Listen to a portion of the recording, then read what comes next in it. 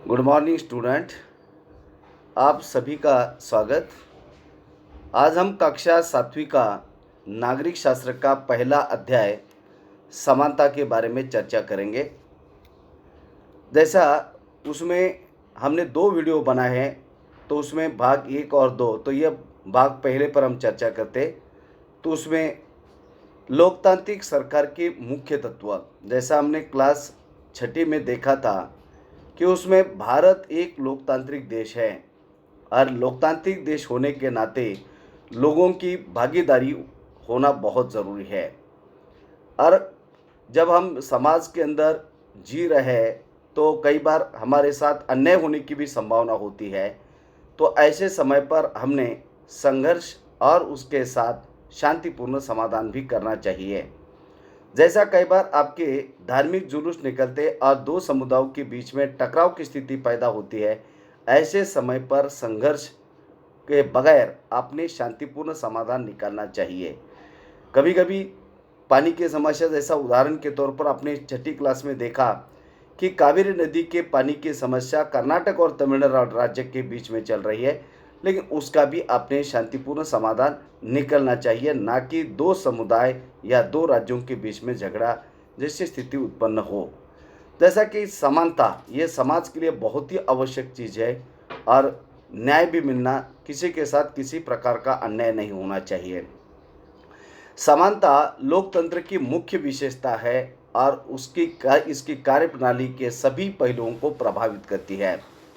तो हम इस अध्याय में देखेंगे लोकतंत्र के लिए यह आवश्यक क्यों है और भारत में सब समान है या नहीं, और इसकी शुरुआत हम एक कांता की कहानी से करते हैं और उसमें समझने की कोशिश करते हैं। जब आप समाज के अंदर रहते हैं तो उसमें समाज में अलग अलग क्रियाकल्प करने वाले अलग अलग जाति धर्म के अमीर गरीब लोग समाज में रहते हैं।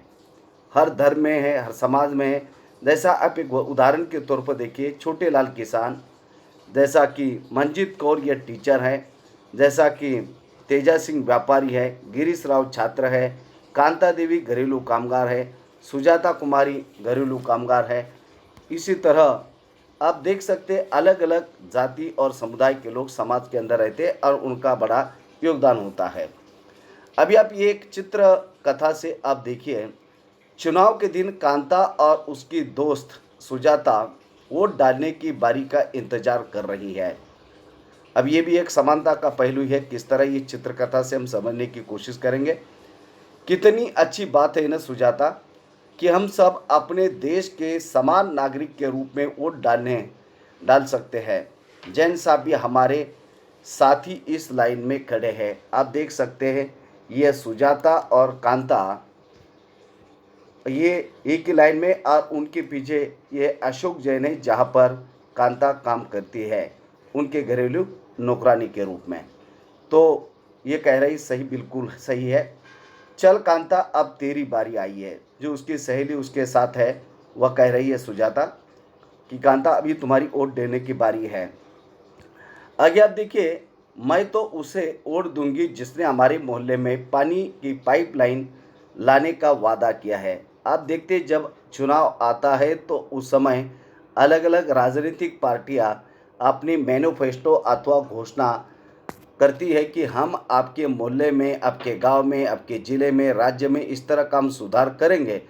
और यदि कोई इसके पहले यदि इलेक्शन हुआ है, उन्होंने अपना घोषणा पत्र जारी किया, तो वो यदि लोगों के ध्यान में है कि इन्होंने ये आमदार बनने जा रहे थे, खासदार बनने जा रहे थे और उस समय उन्होंने ये घोषणा की थी और आपके मोहल्ले में पानी आएगा, बिजली आएगी, लेकिन इस तरह की व्यवस्था नहीं होते, तो लोग जो है थोड़ा सा नाराज़ होते हैं और उस पार्टी के कई बार वो चुनकर नहीं देते जो जागरूक मतदाता है, या कुछ लोग जो है वोट देते हैं। अभी आप देखिए समाज के और भी लोग हैं। अब्दुल रहमान है, या देख सकते हैं आप अब्दुल रहमान है। इसके अलावा शबनम बानो गृहिणी है, ग्रेसी लेलंग है परामर्शदाता, या आइजेक लेलंग है सरकारी अधिकारी, शबनम मिर्जा मीडिया कर्मी है। इसके अलावा युवराज बेरोजगार है और अशोक जैन उद्योगपति है। तो ये समाज के अलग अलग रूपों में आपको लोग अलग अलग जाति धर्म के दिखाई देते हैं। अब थोड़ी देर के बाद क्या होता है आप देखिए। बाद में आना कांता जी, नमस्ते साहब। जैसा कि वो वोट देने के लाइन में कांता और उसकी सहेली और अशोक जैन एक ही लाइन में खड़े थे। जब उन्होंने वोटिंग किया उसके बाद जो अशोक जैन है अपने गाड़ी में बैठ रहे हैं और वह कांता को कह रहे कि अब जो है कांता आप आ जाना। वो कह रहे नमस्ते साहब मैं आ रही हूँ। दूसरी चित्र कथा का आप देखिएगा, गुड़िया बुखार में पड़ी है और उसे अस्पताल लेकर जाना है, पर पहले साहब के घर का काम कर आओ और उनसे कुछ पैसे उधार लेकर आओ, ऐसा कांता अपने सहेली को कह रही है। इसके अलावा वो घर पर जब आती है तब उनकी लड़की काफ़ी बीमार होती है। ले पी ले, कुछ अच्छा लगेगा तुझे, और मैं जब शाम को लौटूंगी तो अपना अस्पताल चलेंगे, ठीक है ना। तो यह कांता, उसकी लड़की बीमार है, लेकिन पहले वो अपने मालिक के यहाँ काम करने के लिए जा रही है और शाम को जब वापस आएंगी तो उसके बाद वो अस्पताल, सरकारी अस्पताल में जाएंगे। अब आगे देखिए, जो गुड़िया गुड़िया बार बार बीमार नहीं पड़ेगी तो और क्या होगा। इस बस्ती में तो कभी साफ सफाई होती ही नहीं। अक्सर आपने देखा होगा कि कई ऐसे क्षेत्र होते हैं शहर के, वहाँ पर आपको अक्सर साफ सफाई नहीं मिलती है, गंदी नाली बस्ती होती है, और जो कई इलाका आपको शहर का बिल्कुल साफ सुथरा दिखाई देता है। तो एक तरह से ये भी आपको असमानता दिखाई देती है। आइए आप देखिए, वो जो है अशोक जैन की पत्नी क्या कह रही है कांता को, और ये पेपर पढ़ रहे अशोक जैन और ये पोछा मार रहे, कोनों को अच्छे से साफ करना। तो कांता जो है इस तरह, कांता ये ले तेरे पैसे, पर पहले से पैसे मांगने की आदत मत डालना, समझा। तो ये कांता कह रही कि मैडम दोबारा मैं इस तरह पहले से पैसे नहीं मांगूंगी। आगे एक चित्रकथा का आखिरी रूप आप देखिए। इस शाम को क्या है, बस ज़रा सी देर और बेटी, क्योंकि थोड़ा सा देर हो रही है काम करके। ये कांता अशोक जैन के यहाँ से अपने घर आ रही है और उनको अपनी लड़की को अस्पताल ले जाना है। जैन मैडम और जैन साहब वोट डालने के लिए लाइन में भले ही खड़े रहे हो, पर अपने बच्चों के इलाज के लिए उन्हें लाइन में नहीं लगना पड़ता। अब ये फ़र्क आपको इसलिए दिखाई देता है क्योंकि अशोक जैन ये पैसे वाला है और कांता के पास जो है पैसे नहीं है और उसको उधारी पर पैसे लेने पड़ रहे हैं। और भले वो सुबह वोट देने के समय एक ही लाइन में खड़े थे, लेकिन अब अस्पताल में कांता को अपनी बेटी को ले जाना है तो सरकारी अस्पताल ले जाना पड़ रहा है, क्योंकि वहाँ पर सभी गरीब लोग एक आते हैं अपने बच्चों को या खुद जब बीमार पड़ते, लेकिन वहाँ लाइन में खड़ा होना पड़ता है। अब वो लाइन में और इस लाइन में आपको थोड़ा सा अंतर दिखाई देता है। अशोक जैन जैसे पैसे वाले व्यक्ति को, उनको ऐसे सरकारी अस्पताल में लंबे लाइन में कतार में खड़े होने की आवश्यकता नहीं है, क्योंकि उनके पास पैसे, वो किसी भी प्राइवेट अस्पताल में ले जाकर इलाज कर सकते हैं। अब आप देखिए आगे लोकतंत्र की समानता क्या है। कहानी का प्रारंभ हमने कांता के वोट देने की लाइन में खड़ा होने से किया है, और लाइन में कांता और अशोक जैन जो उनके मालिक है वो उनको पहचानती है, और उनके जो पड़ोसी छोटे लाल वो भी उस लाइन में खड़े होते हैं। जब आप वोट देने के लिए जाते, वह अमीर गरीब जाति धर्म इस तरह का कोई भेदभाव नहीं होता, लेकिन जब आपको अस्पताल जहाँ पैसे की बात आती है तब आपको जिनके पास पैसा है वो अलग सुविधाएं मुहैया या कर सकता है, और गरीब आदमी को जो सरकारी सुविधाओं को लेना पड़ता है। जैसा भारत एक लोकतांत्रिक देश है, अब इसमें सभी वयस्कों को वोट देने का अधिकार है। अब यह सार्वभौमिक वयस्क मताधिकार क्या है, जिनकी उम्र 18 साल से अधिक है, ऐसा भारत का कोई भी नागरिक, वो चाहे किसी भी धर्म जाति और उसने अनपढ़ हो शिक्षित हो अमीर गरीब इस तरह का कोई भेदभाव नहीं होता, सभी को वोट देने का अधिकार होता है। उसको कहते हैं सार्वभौमिक वयस्क मताधिकार।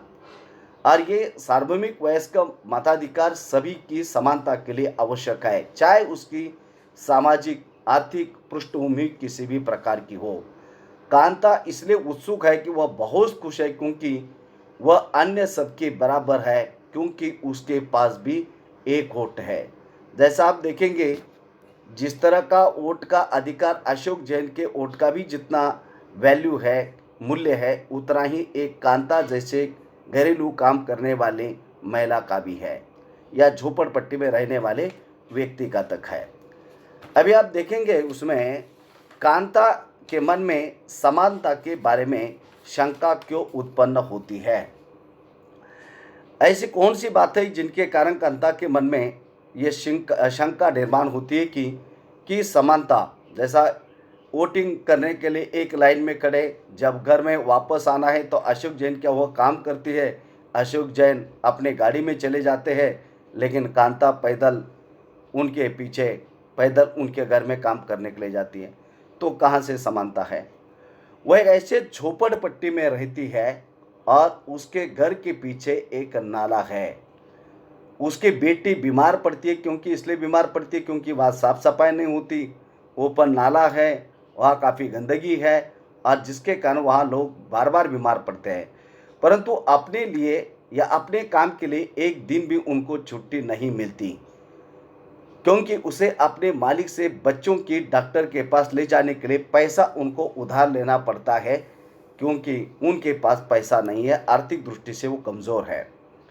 घरेलू काम की नौकरी उसे थका देती है, क्योंकि दिन भर उनको दूसरों का काम करना पड़ता है, खाना बनाना, कपड़े धोना, पोछा मारना, सभी प्रकार का काम, और उसके बाद वो थक जाती है, और उसके दिन की समाप्ति फिर लंबी लाइनों में खड़ा होना पड़ता है। जैसा कांता की लड़की बीमार है और इसलिए वो शाम को सरकारी अस्पताल में लाइन में अपनी बेटी का इलाज करने के लिए खड़ी है, और उस लाइन, मतलब जो सुबह की लाइन जो वोट डालने के लिए गई थी वो लाइन, और अभी वो शाम की जो अस्पताल के सामने की लाइन, इनमें फर्क है।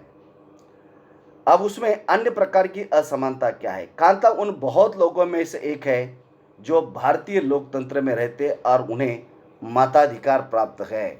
जैसा कि हमने पहले जिक्र किया कि वोट देने का अधिकार समाज के हर व्यक्ति को, चाहे उसका धर्म, जाति, लिंग, और गरीब या अमीर, अनपढ़ या पढ़ा हुआ, ऐसा कोई मतभेद, ऐसा कोई भी भेदाभेद नहीं होता। लेकिन बाकी अन्य जगह पर आर्थिकता के कारण या गरीबी के कारण, जातीयता के कारण और धर्म के कारण लोगों के साथ असमानता और भेदभाव का व्यवहार होता है। लेकिन जिनके दैनिक जीवन और कार्य करने की स्थिति समानता से बहुत दूर है। आप लोग देखते हैं कई जगह पर हमको समानता का एहसास होता है, लेकिन जब दैनिक जीवन के अंदर हम इस समानता की बात करते हैं तो उससे हम कोसों दूर होते हैं। निर्धन होने के अतिरिक्त भारत में लोगों को अन्य अनेक कारणों से भी असमानता का सामना करना पड़ता है। आप देखेंगे जैसा कि धर्म भेद, जाति भेद, इसके अलावा महिला, अल्पसंख्यक, इनको ये भेदाभेद का या असमानता का सामना करना पड़ता है। अभी आपने इस तरह का उदाहरण आपने देखा था दक्षिण अफ्रीका में, श्वेत, अश्वेत और सावले वर्ण के, मतलब त्वचा के रंग के आधार पर वहाँ भेदभाव होता है। भारत जैसे देश में धर्म, जाति, महिला, अल्पसंख्यक, निर्धन और गरीबी, इनके कारण भेदाभेद की संभावना ज़्यादा है। अभी हम ये किस तरह असमानता है उसको समझने की हम कोशिश करेंगे कि भारत में ये किस तरह यह असमानता होती है। जैसा कि इसमें आप देखेंगे वास्तविक घटना पर आधारित और भारत में होने वाली विभिन्न प्रकार की असमानताओं पर यह प्रकाश डालती है। अभी आप देखिए भारत में प्रचलित असमानता है। पहली, जैसा हम देखते हैं जातिगत व्यवस्था। यदि हम गांव में रहते हैं और जातिगत पहचान बहुत छोटी उम्र में हो जाती है, गांव में अक्सर पता लग जाता है छोटी उम्र में ही कि हम किस जाति के हैं। यदि आप शहरी क्षेत्र में रहते हो तो आप सोचेंगे कि लोग अब जात पात पर विश्वास नहीं रखते और लोग इस तरह का जातीय भेदभाव नहीं करते। लेकिन ग्रामीण इलाके छोटे होते हैं, एक दूसरों के बारे में पता होता है, पर्सनली लोग एक दूसरों को जानते हैं और उसका एहसास ग्रामीण क्षेत्रों में हमको जल्दी होता है। ज़रा आप ये समाचार पत्र के दिए गए विज्ञापन को आप यदि देखते हैं कि उच्च शिक्षित प्राप्त शहरी भारतीयों के दिमाग में भी जाति के बारे में, जाति कितनी महत्वपूर्ण होती है।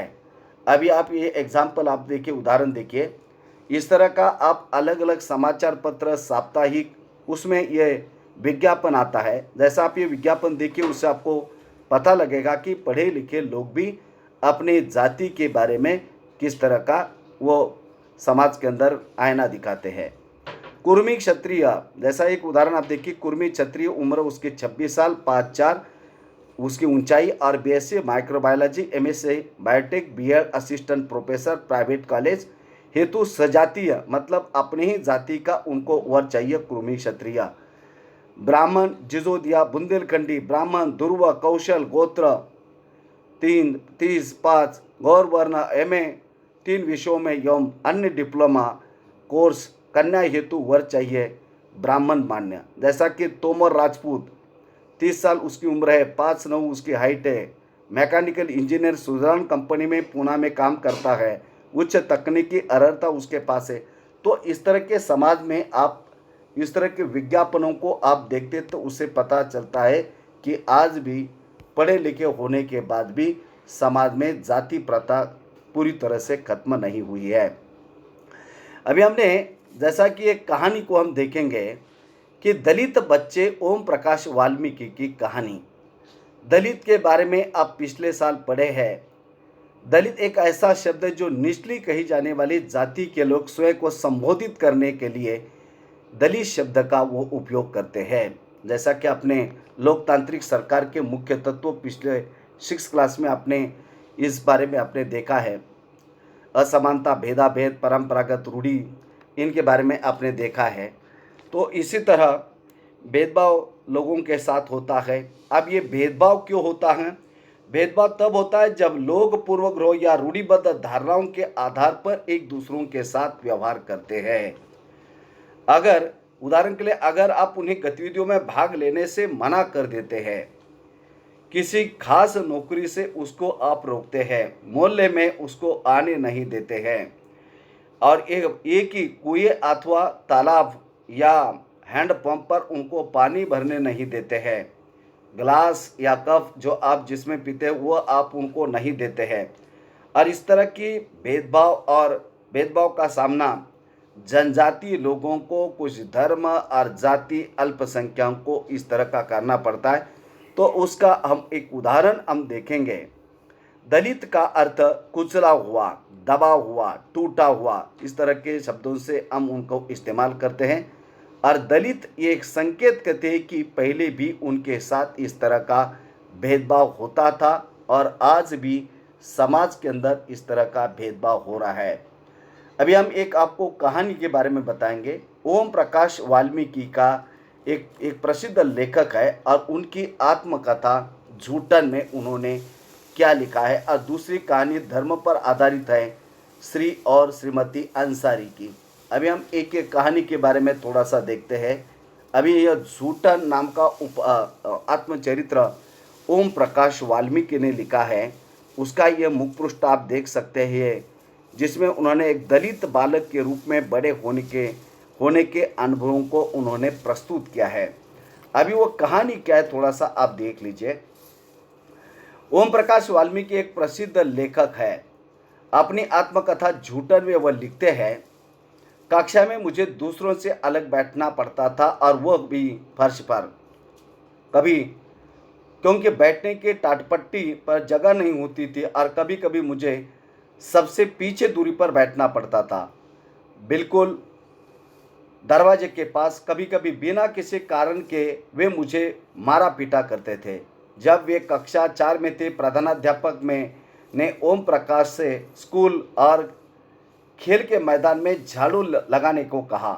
वे लिखते हैं, मुझे जैसे छोटे एवं कमज़ोर शरीर वालों की तुलना में मैदान बहुत बड़ा था और उसकी सफाई करने में मेरी पीठ दर्द करने लगी। मेरा चेहरा धूल से भर गया।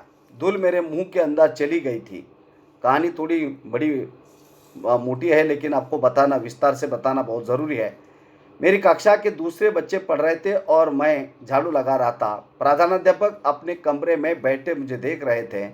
मुझे एक बार पानी पीने को भी अनुमति नहीं दे रहे थे। मैं दिन भर झाड़ू लगा रहा था। स्कूल के कमरों के दरवाजे और खिड़कियों, शिक्षक और लड़कों मेरा तमाशा देख रहे थे। ओम प्रकाश से अगले 2 दिनों तक स्कूल और खेल के मैदान में झाड़ू लगवाई जाती रही और यह क्रम तभी रुका जब उधर से गुजरते हुए उसके पिता ने अपने बेटे को झाड़ू लगाते देखा।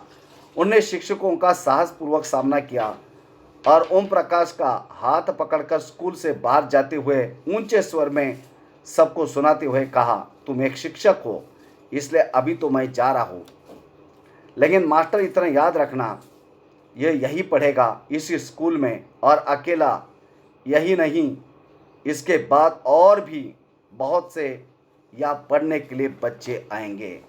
अब दूसरी कहानी ये भी हम देखते हैं।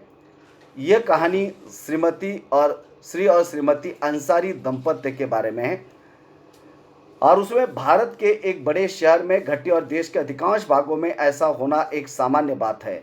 यह कहानी श्री और श्रीमती अंसारी की है, जो शहर में किराए पर एक मकान लेना चाहते थे। वह पैसे वाले थे, इसलिए किराए की कोई समस्या नहीं थी। वे मकान ढूंढने में मदद लेने एक प्रॉपर्टी डीलर के पास गए। डीलर ने उन्हें बताया कि कई खाली मकानों के बारे में वह जानता है जो किराए पर मिल सकते हैं। वे पहला मकान देखने गए। अंसारी दंपत्ति को मकान बहुत अच्छा लगा और उन्होंने मकान लेने का निर्णय कर लिया। फिर जब वह मकान मालिक ने उनके नाम सुने तो वे बहाने बनाने लगे कि वह मांसाहारी लोगों को मकान नहीं दे सकती, क्योंकि उस बिल्डिंग में कोई भी मांसाहारी व्यक्ति निवास नहीं करता। प्रॉपर्टी डीलर और अंसारी दंपत्ति दोनों ही यह सुनकर आश्चर्यचकित रह गए, क्योंकि पड़ोस में मछली पकाने की गंध आ रही थी। उनके सामने उन दूसरे और तीसरे मकानों भी उन्हें पसंद आए। यही बहाना उन्होंने ही बताया। अंत में प्रॉपर्टी डीलर ने सुझाव दिया कि क्या वे अपना नाम बदलकर श्री और श्रीमती रखना चाहेंगे। अंसारी दंपत्ति ऐसा करने में इच्छुक नहीं थे और इसलिए उन्होंने कुछ और मकान देखने के लिए निश्चय किया। अंत में लगभग 1 महीने ढूंढने के बाद उन्हें एक मकान मालकिन मिली जो उन्हें किराए पर मकान देने को तैयार थी। तो इस तरह की कहानी अपने 2 अलग अलग, एक धर्म और जाति के आधार पर किस तरह का भेदभाव होता है उनके बारे में आपने देखा। अब यह मानवीय गरिमा का मूल्य क्या है। अभी हमने 2 ही प्रकार की कहानियों को देखा और ये समाज में इस तरह अक्सर ये घटनाएं घटती हैं। अब तक जो है आप समझ गए होंगे कि प्राय लोगों के साथ असमानता का व्यवहार इस कारण से होता है। अब कौन सा कारण? जैसा कि अभी हमने पहला कारण देखा जाति का और दूसरा कारण धर्म का, और उनका जन्म किसी जाति, लिंग या धर्म में हुआ हो और वे उच्च वर्ग के है या मध्यम या निम्न वर्ग के हैं। तो इस तरह का भेदभाव जाति, धर्म या लिंग के आधार पर करना ये अच्छा नहीं है और ऐसा नहीं करना चाहिए। लेकिन अक्सर समाज के अंदर इस तरह की घटना देखने को मिलती है, तो ये अच्छी बात नहीं है। ओम प्रकाश वाल्मीकि और अंसारी परिवार के साथ असमानता का व्यवहार जातिगत और धर्मगत इन 2 कारणों से हुआ है। अभी आप देखेंगे कि इस तरह का अन्याय जब होता है तो उसमें हमने क्या करना चाहिए, ऐसे हमारी जन भागीदारी उसमें अधिक होनी चाहिए। लोकतांत्रिक सरकार के मुख्य तत्वों के अंदर अपनी पिछले साल देखा, जनता की यदि भागीदारी अधिक होती है, जैसा सत्ता में होती है, या फिर आप धरने, जुलूस, हड़ताल, हस्ताक्षर अभियान आप निकालते हैं और उसमें अन्याय होने वाले व्यक्ति, समुदाय के बारे में आप न्याय मांगने की कोशिश करते हैं, आंदोलन करते हैं और सरकार के उस तरह के काम करने के तौर तरीकों पर आप प्रश्न चिन्ह उठाते हैं, आवाज़ उठाते हैं, तो आपको न्याय मिल सकता है। दलित, आदिवासी, महिला और अल्पसंख्यक कई बार वह भेदभाव, असमानता के शिकार होते हुए हमको दिखाई देते हैं। अभी हम देखेंगे कि 2 कहानियों का रुख उसमें क्या है। अब उनका कौन से उनके किस चीज़ का नुकसान हुआ था? गरिमा, गरिमा जो है उनकी गरिमा और आत्मसम्मान को उनका ठेस पहुंची थी। जैसा गरिमा अपने आप को और दूसरे व्यक्तियों के सम्मान योग्य समझने से है। मतलब हर व्यक्ति दूसरे व्यक्ति से समान होना चाहिए। उसमें जैसा जैसा श्री जैन और कांता ये दोनों भी व्यक्ति है। अब इनका भले आर्थिक दृष्टि कांता की गरीब है, मजदूर है, और दूसरा अशोक जैन पैसे वाले हैं, और इसलिए दोनों के बीच में हमको असमानता की बात दिखाई देती है। जैसा कि वो सरकारी अस्पताल में लाइन में खड़ी होती है, तो अशोक जैन को ऐसे सरकारी अस्पताल में लाइन में खड़े होने की आवश्यकता नहीं है। लेकिन जो श्री ओम प्रकाश वाल्मीकि के साथ जो व्यवहार हुआ, तो वो व्यवहार वह अन्य यदि बच्चे उनके साथ इस तरह का झाड़ू लगाने का काम करते, तो ओम प्रकाश वाल्मीकि के साथ इस तरह का असमानता का व्यवहार नहीं होता था। जैसा जब लोगों के साथ असमानता का व्यवहार होता है, तो उनके सम्मान को ठेस पहुंचती है। जैसा कि ओम प्रकाश वाल्मीकि और अंसारी दंपति के साथ इस तरह जो व्यवहार उनके साथ हुआ, तो ये दुर्व्यवहार तो उनके गरिमा को ठेस पहुंची। ओम प्रकाश वाल्मीकि को उनके जाति के कारण स्कूल में झाड़ू लगाकर शिक्षकों और छात्रों के सम्मान को बुरी तरह से ठेस पहुंचाई, और उन्हें यह महसूस कराया कि विद्यालय में तुम अन्य छात्रों के समान नहीं हो, तुम कमतर हो। तो इस तरह का किसी के गरिमा को ठेस नहीं पहुंचाना चाहिए और सभी के साथ समानता का व्यवहार करना चाहिए, जो कि ओम प्रकाश और अंसारी दंपति सम्मान और गरिमा के वे भी हकदार है, क्योंकि वे भी भारत के नागरिक हैं, और जो अधिकार एक आम व्यक्ति को है, वह अधिकार ओम प्रकाश वाल्मीकि और मिसेस और मिस्टर अंसारी दंपति को भी है। बच्चा होने के कारण ओम प्रकाश वाल्मीकि स्वयं इस बारे में अधिक कुछ नहीं कर पाए, क्योंकि वह छोटे से थे और उनको इसके बारे में कोई इतना जानकारी भी नहीं थी। किंतु जब उनके पिता ने अपने बेटे को झाड़ू लगाते देखा, तो उन्हें इस असमान व्यवहार पर क्रोध आया, और उन्होंने शिक्षकों के समक्ष इस तरह का विरोध प्रकट किया। और प्रगत घटना करना जरूरी भी था, क्योंकि उनके अकेले ओम प्रकाश वाल्मीकि को इतना बड़ा स्कूल का मैदान साफ करने के लिए देना, उनके साथ दुर्व्यवहार करना, यह सम्मान योग्य बात नहीं थी। जब लोगों ने अंसारी दंपति को अपना मकान किराए पर देने से इनकार किया, तब उनके सम्मान को चोट पहुंची। फिर जब प्रॉपर्टी डीलर ने उन्हें नाम बदलने का सुझाव दिया, अब यह नाम वो नहीं बदल सकते थे, क्योंकि उनके आत्मसम्मान की बात थी, उनके गरिमा की बात थी, और इसलिए मिसेस और मिस्टर अंसारी दंपति ने, जो प्रॉपर्टी डीलर ने उनको सुझाव दिया था अपना नाम बदलने का, उन्होंने नहीं बदला। ओम प्रकाश और अंसारी दंपति के साथ ऐसा व्यवहार नहीं होना चाहिए था। वे उसी सम्मान और उसी गरिमा के हकदार थे जो अन्य किसी व्यक्ति को इस तरह का अधिकार मिलता है। अभी आप एक कहानी आप देखिए, 1975 में एक फिल्म आई थी दीवार। फिल्म में जूते पॉलिश करने वाला एक लड़का फेंक कर दिए गए पैसे को उठाने से वह इनकार कर रहा है। आप ये देखिए, ये छोटा बच्चा एक जेंटलमैन का जूता पॉलिश कर रहा है, और जैसा पॉलिश होती है तो उनके सामने वह पैसे फेंक देता है, और वो लड़का जिसने वो जूते पॉलिश किए, वो पैसा उठाने के लिए वो तैयार नहीं है। आप ये देख सकते हैं, ये महानुभाव यहाँ खड़े हैं, और जो छोटा लड़का जूते साफ करने वाला ये खड़ा हो गया है। अब उसने जो पैसे पॉलिश करने वाला एक लड़का फेंक कर दिए गए पैसे को उठाने से वो इनकार करता है, और उसका मानना है काम की गरिमा है, और उसे उसका भुगतान आदर के साथ करना चाहिए।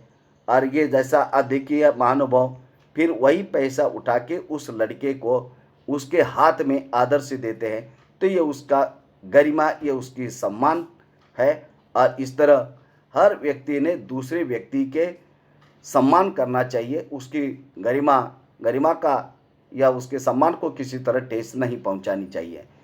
तो हम जब समाज के अंदर जी रहे तो हमने किसी को धर्म, जाति, लिंग और गरीबी के कारण, अल्पसंख्यक, महिला, ऐसा कोई भी समाज का किसी भी वर्ग का वो व्यक्ति हो, उसके साथ असमानता और भेदभाव का व्यवहार नहीं करना चाहिए और एक मजबूत लोकतांत्रिक समाज को हमने निर्माण करना चाहिए। तो इस तरह ये अध्याय का पहला भाग ये पूरा ख़त्म होता है और उसका दूसरा भाग हम दूसरा वीडियो तैयार करेंगे और जो प्रश्नोत्तर जो है ये दूसरा भाग जब पूरा होगा तो उसके नीचे हम अध्याय के नीचे दिए गए प्रश्नों को उसमें देंगे। धन्यवाद।